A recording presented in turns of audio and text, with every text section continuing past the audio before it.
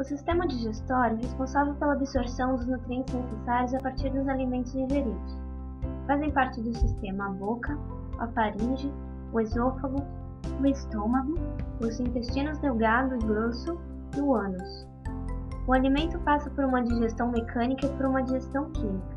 Quando você vê um lanche bonito, o seu cérebro envia estímulos para as glândulas salivares, o que faz você salivar. Quando você morde um lanche, a digestão mecânica começa. Dentro da sua boca, o alimento se mistura com a saliva e passa pelo processo de mastigação, para ser reduzido em pequenos pedaços. A língua possui dezenas de papilas gustativas que percebem os sabores. Entre outras coisas, a saliva contém amilase salivar, que inicia a digestão química, iniciando a digestão do amido. A língua então força o bolo alimentar em direção à faringe. A epiglote impede que vá para a traqueia e força o alimento para o esôfago. Por peristaltismo, o bolo alimentar é empurrado até o estômago.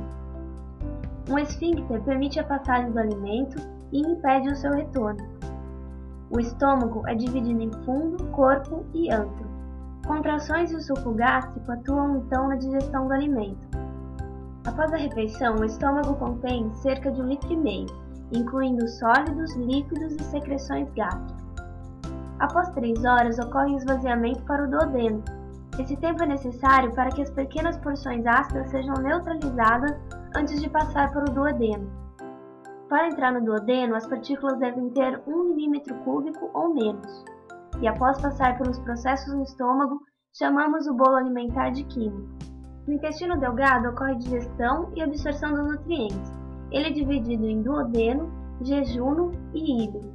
A digestão do quimo ocorre principalmente no duodeno e início do jejuno. No duodeno atua também o suco pancreático e a bile, que é produzida no fígado e armazenada na vesícula biliar.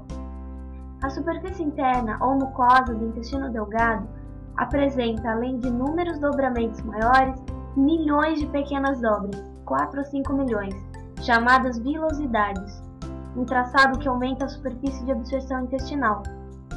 As membranas da própria célula do epitélio intestinal apresentam também dobrinhas microscópicas denominadas microvilosidades.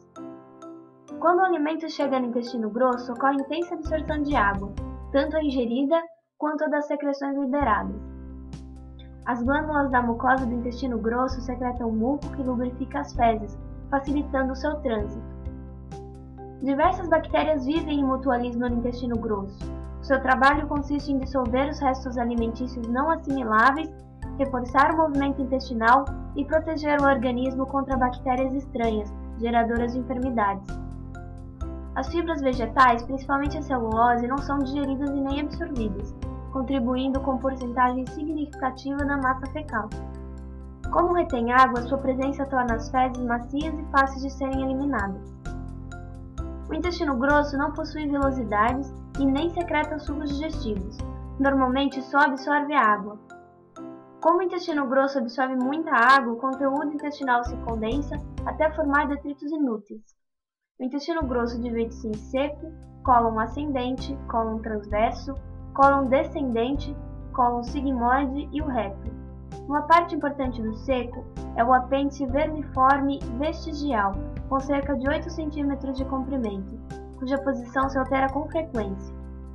A saída do reto chama-se ânus e é fechada por um músculo que o rodeia, o esfíncter anal.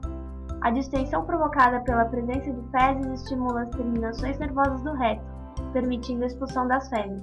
O processo é denominado defecação.